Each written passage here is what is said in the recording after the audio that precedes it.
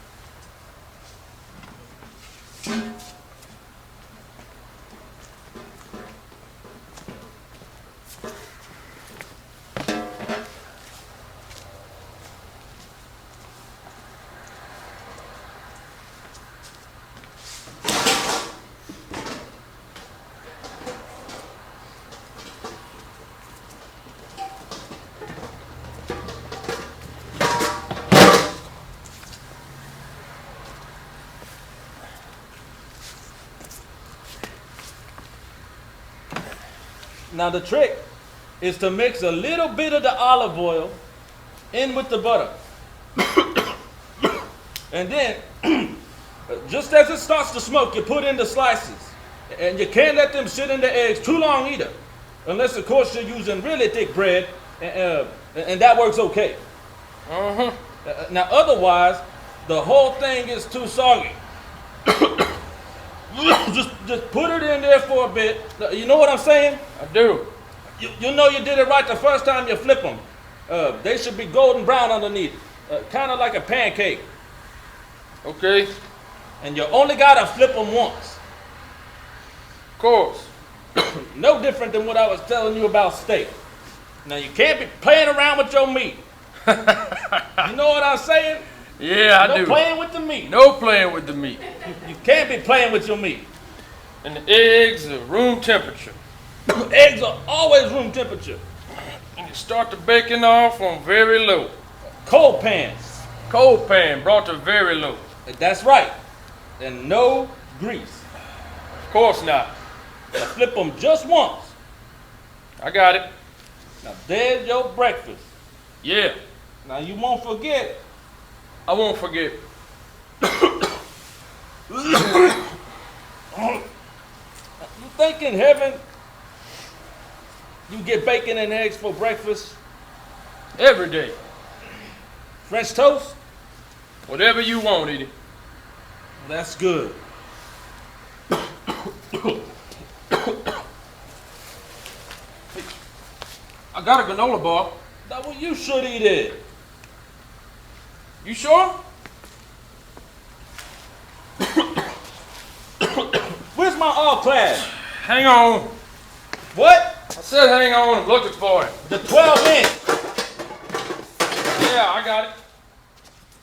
Okay. Now that's yours. Come on. I ain't got no use for it.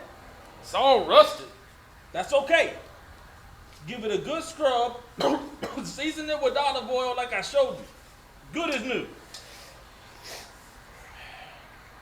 Okay? Man, I want you to have it. I just can't, man. Man, shut the fuck up. Leave it behind and some asshole will use it as a dog dish. Now you take it. Okay. You promise? Yeah. You do anything with that pen.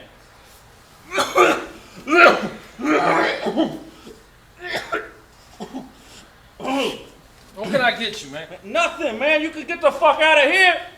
I ain't leaving. I've done told you. I don't want... No, you know what? I'm sick and tired of you telling me.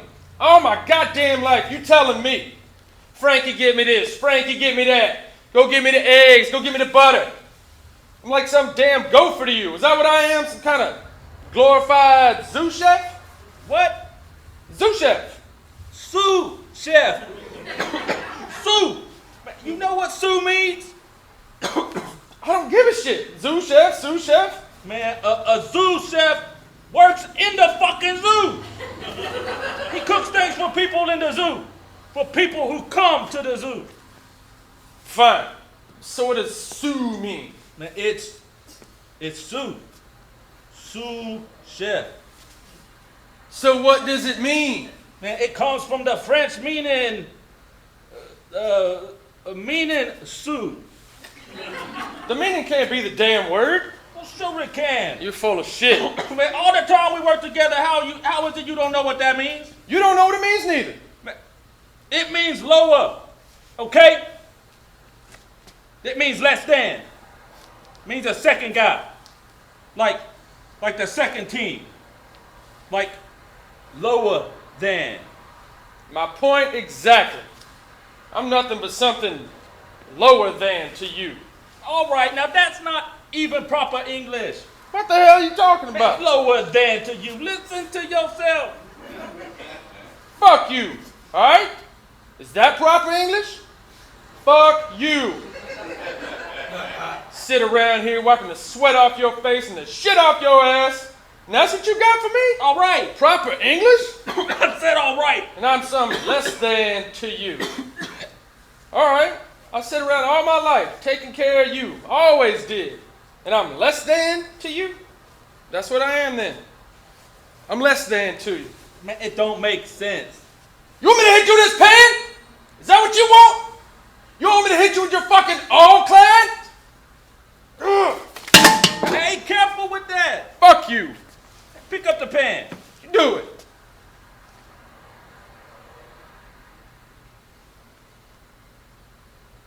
Pick up the pen.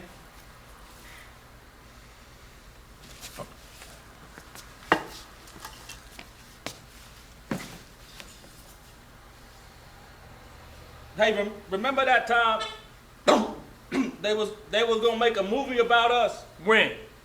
That guy, that young kid, he came around with yeah. he had this handheld thing. I remember. Well, he was gonna make part of it with this phone. I remember. Midnight in the Garden of Eden Diner. That was a weird dude. He was very weird. And you was holding out for more money. Well, of course. Dude was like, you came up to him and you said, what's the compensation? He was like, compensation? I'm making this movie for nothing. Hey, is this a movie about my diner? No. Well, it had my diner in the title. That's just one of them working title things, man. He didn't know what it was about. Well, he wanted to tell our story. We didn't need that trouble. We could have used the money. Don't need money to tell your story. You gonna tell my story? Yeah, I'll make it out like you were the bad guy. How's that? Don't do that. I will. Man, what you gotta say that for? I ain't no less than. I know you're not. I was giving you shit. You ain't no less than. You never was.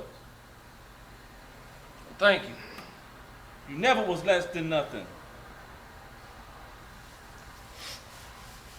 We had a good run. We did. Now, you should get the hell out of here. I told you last night I ain't leaving. I don't feel good. I know. I'm sick. I know. I'm dying, baby. I'm dying away. And I hear you over there. Sorry. Man, stop that.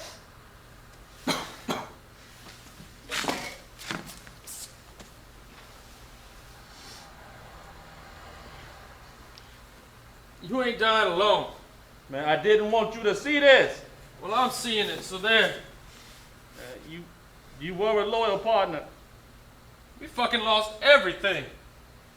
Yeah, but for a while we had it pretty good. Yeah, for a while it was pretty good. Oh, now I see. What? I see it all in front of me. What is it? This early morning at the Garden of Eden Diner, the coffee's on, the bacon's frying, and the nighttime is falling into the day, and the street lights is fading out one by one, and the aprons is clean, and there we are just standing there, just waiting for it to happen.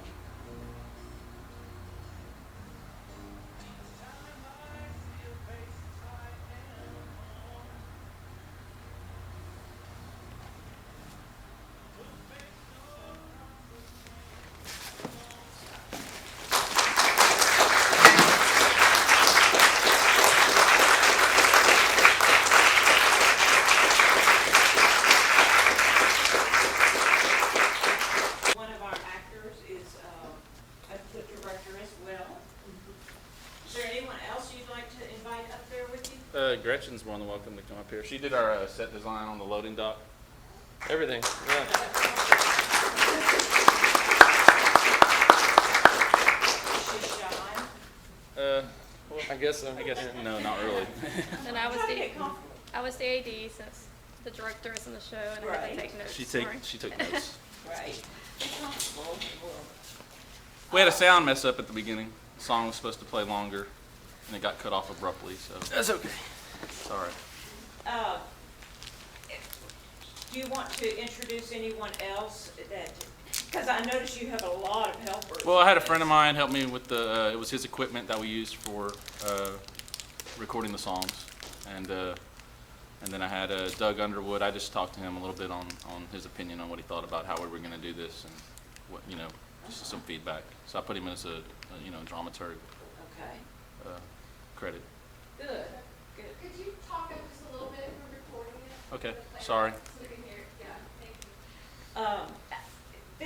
This is a talk back, which means simply that you have the opportunity to talk and discuss with them their process and what they've done and how they did it and all of that.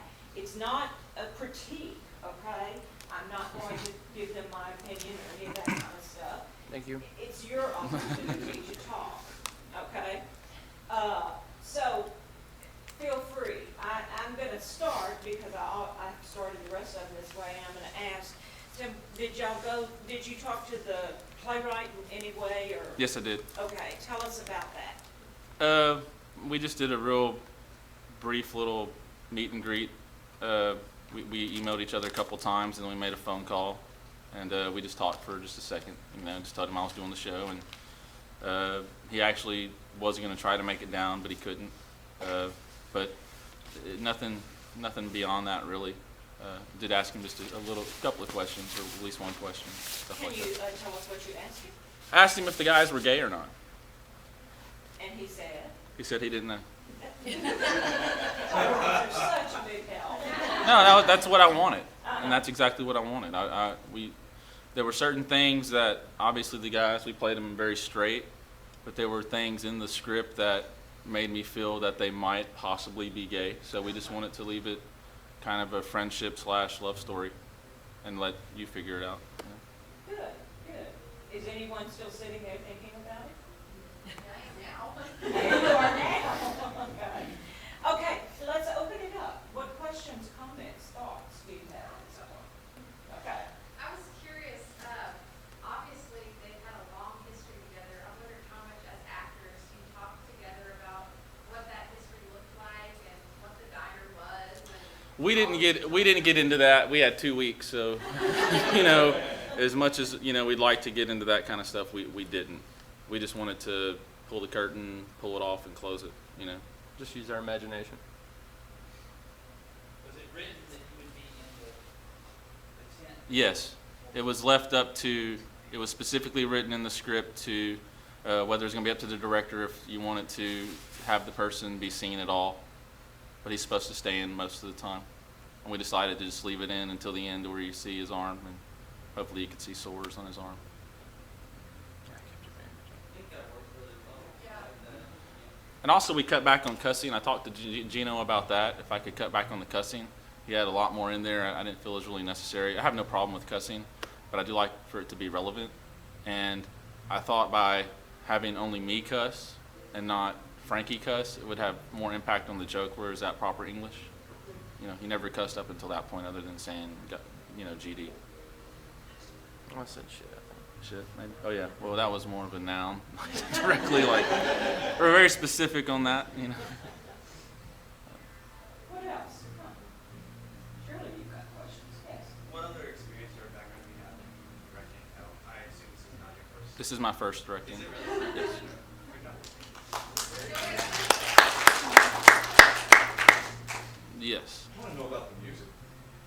I wrote the songs. Yes. Yeah, and the first one that cut off, I sang it. Yeah, it was he supposed to singing play the for about last another. That's not why It's- they cut it off. Essentially, both songs, he wrote them, he did all the instruments on there, and then the vocals were just the two of us on there. The first song was a song I'd been working on for a little while. I only had it halfway done, and I was actually working on that song, and then the second song came, and it's specifically written for the show, which was at the end. Both songs are quite long. I mean, the first one's like 5 minutes, the second one's about 4 minutes. So we couldn't play, obviously, the whole songs, but we wanted to, try to play the first one a little bit longer, but it didn't work out that way. He was going to be bringing more stuff out, talking to me at the tent a little Yeah, I had bit. to hurry a little bit. So we had to kind of just wing that, just there, okay, well, we just got, all right, so, but anyway. But I definitely wanted to book in the scene. I mean, even the news has music to the beginning and the end, so. So what attracted you to this particular play? First and foremost, I only had 16 days to throw it together. So I was looking for a limited cast initially, and we actually had 2 other actors back out. I didn't even want to be in the play, and it was a really tough decision for me to make whether I was going to be in the tent or whether Nick was going to be on the tent, because this is only his second time on stage. So, but it's just one of those things. I've compared it to Harry Potter. Sometimes the wand chooses the wizard or whatever. That's kind of how it worked out. When I was reading them, none of them really caught my attention in any way, shape, or form. This one did. Half the people I've talked to that read it don't get the script. They don't get the script, but they trusted me, so so that helped. I felt a real immediate connection with the script, and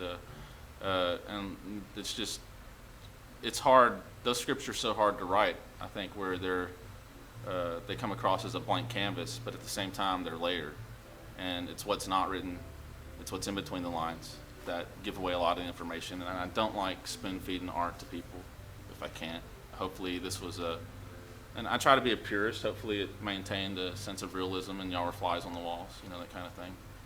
And it was just a peek into these 2 guys' lives. 10 minutes. Who's next? Rob. Was there a reference to Louisiana?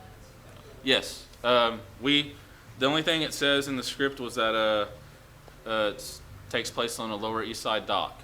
It doesn't say. When I initially read it, I felt New York, but everyone else, when they read it, they felt South. So I went ahead and went with them on the South kind of thing, It was a real hard decision whether or not we were going to use accents or not.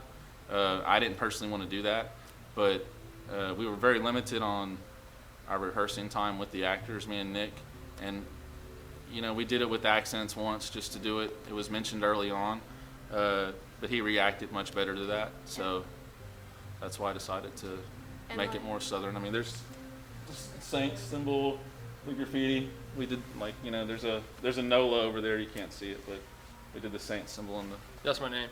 And like I was pointing out in the script, like their restaurant name, the Midnight, like maybe think of Midnight in the Garden of Good and Evil, which takes place in Georgia. So that was why I was thinking South too. So I went ahead with the crew's gut feeling on that, and we decided to go south and go New Orleans. There's a lot of restaurants in New Orleans. Kind of makes sense. I think the blue tarp is just a major signal And it's for all of us, because we immediately it's specifically called blue tent, but he specifically calls for blue tarp in the script. And there was no blocking or anything in the script, completely blank. There was only setting up the scene and nothing else after that. So. I'd like to say something about that. I've talked to a lot of playwrights doing this so far, and they're, as a group, kind of trying to get away from stage direction, limiting it, and I've seen that in the plays we've received this year. Some of the more old school writers have a lot of direction. Some that are getting all these awards like Gino and Shannon Murdoch, a lot less. And so it's really interesting. And a friend of mine, Ashley Richard, who's a playwright as well, says she's using none at this point. I think it's really cool because I think it lends itself to the director to do a lot of fun stuff. But I was going to say, the first time I watched it, had I not known who Tim was, I thought he was an older African-American male. I was, we put in approved the programs, the actors' names and the crew and all that stuff. I would have, if I could do it again, I would have used a pseudonym for that. Just so y'all wouldn't know it was me, for those who knew it was me. Well, I appreciate any time you make attempts to do occasional. Work around it. You're extremely good. Okay, that was New York. That was Brooklyn. I was straight out of the Bronx.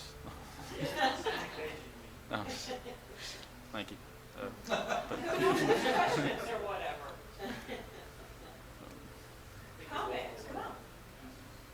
Speak now. So the set, it was your idea to have this kind of a set over the course of I had a sketch of the set, and I told, Gretchen knew it was a loading dock, and I didn't really know how to replicate a loading dock. I just kept picturing us 2 levels on the stage, and maybe we'd be on the upper level because nobody would really be in the bottom level, even though we are. You get flooded out. But so I was gonna have her make a ledge about 2 or 3 feet high, and then maybe it would be like we were on the roof of a building. The biggest thing I wanted to do was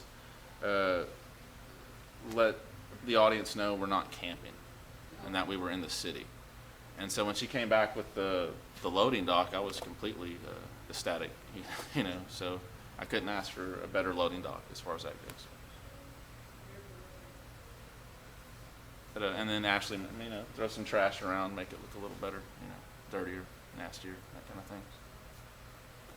What was he dying of? That's for you to figure out. I assume AIDS. That's another reason I'm not trying to stereotype the epidemic or who gets it, but that was one of the references where I felt they might possibly be gay.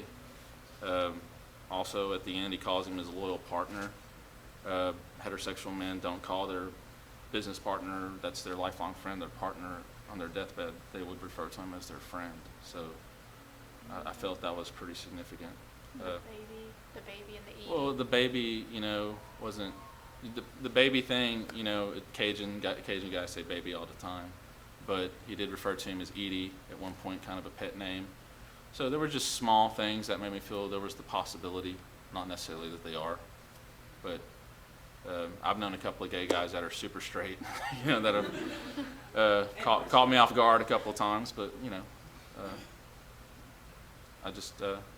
we just wanted to play it straight. That was the main thing I talked, I guess, to Gino about, was like, I'm going to play these guys straight, regardless of what they are. It's kind of insignificant. It's more about having a friend there for you, not dying alone. That's another reason I felt maybe they were gay too, because even heterosexual guys, that's a lot. I mean, I don't know too many old men that do that with their best friend. You know, they're usually going to hire a nurse or something. Well, let's get you in the nursing home. Let's see what we can do. You know, but these guys are different. You know, maybe they're exception to the rule. But, I was going to just ask, and who was the only actor visible, you know, how did you kind of prepare for that, or since this is your second role? Well, last year, my role was sitting in a chair and just doing a monologue, and that was it. a really long monologue. So It was, yeah, it I was knew like he would handle page it. and a half. No problem. I knew if he could do what he did last year, we'd be fine. But preparing, we only got maybe 2 rehearsals in, 2.5. Like if we could, that's the one thing I wish we had was just more time. It was kind of a last minute thing, and you know, more acting time, that would have been a little bit better. That's one reason I wanted to at least focus on the set and focus on maybe put some music in, and just to maybe give you guys a more theatrical experience. How long do you think the guys have been living in this condition? Well, me longer, him is recently coming along to help out. That was gonna also, you were gonna get that idea with the longer music at the beginning. That's why he was bringing the stuff in, and that was kind of a collage or montage in itself. And I also have to thank my family out there who helped me rehearse a lot.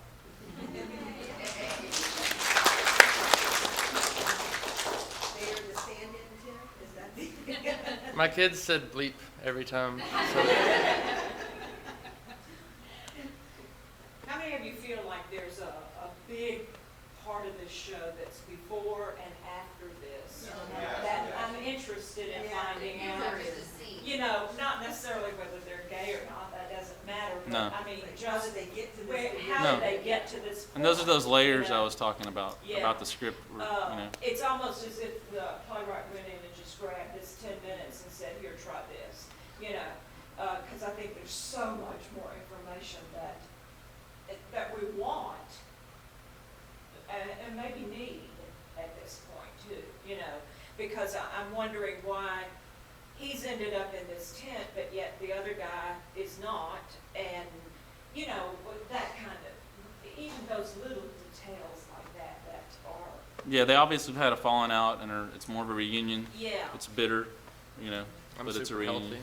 I And I- perceive them as an older brother in the tent and a younger brother. That's a yes. Yeah. Or even a father-son. Uh-huh. And that something had happened through the ages. I picked up on the feeling of initially I thought they were brothers, and this was like the 1,000th time you told him how to fix this. Just because a couple of looks on his face, it's like, yes, I know, okay, yes, I got it, yeah. Well, with the cooking, yeah, I was thinking an older sibling or a father that would have been cooking for him growing up. And the hardest part was like trying to block him, you know, like make it. There's no action happening, so. A lot of talking at the tent. So you made him sit in a chair again this year. You got the smoke, you got the good pan, I mean, you've got a lot of action. He brought me a 40. I mean, I did. I brought him a 40. I think it's interesting that you said it feels like there's something before and after. I agree. And one of the directors that read this play actually said, I feel like something's missing. Uh-huh. And it's that it's so compelling. It's us wanting to know what happens and what happened before. Which is wonderful. I mean, that's what theater's all about. You know, you're supposed to, as audience members, leave now and go talk about it for the next 4 months. You know, and because you're trying to figure it out. On the other hand, though, as a director, I need this information. Because I don't have time. I've got to start on the next show, so, you know, I'll let you have a copy of the script. You'll see how blank it is. You know. Oh, do you? Okay. Thank you. That's not something you asked the playwright about? His brain about? Well, I mean, he said he got the idea from 2 guys that he happened to see on the side of the street, maybe bickering each other a little bit, and one was in a tent. And that was it. It was just a visual that he ran with, and he made up his own story.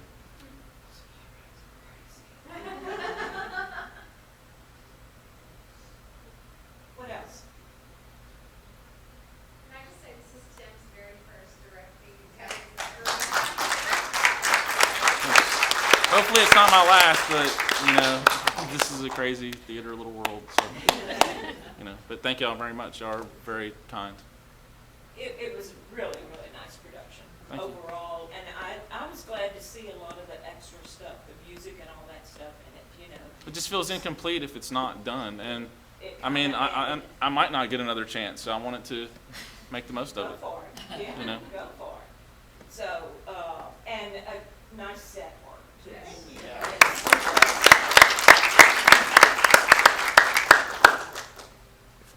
That's kind of interesting because you said he saw it as a visual element that started this process, and it is such a visual piece, you know, we need to see this.